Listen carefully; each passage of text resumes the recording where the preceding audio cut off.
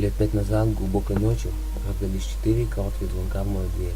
Я проснулся, разозлился и не стал открывать. Я никого не ждал. На вторую ночь кто-то снова позвонил 4 раза. Я взглянул в глазок, но за дверью никого не было.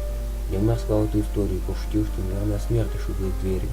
На третий вечер ко мне зашел знакомый и засиделся допоздна.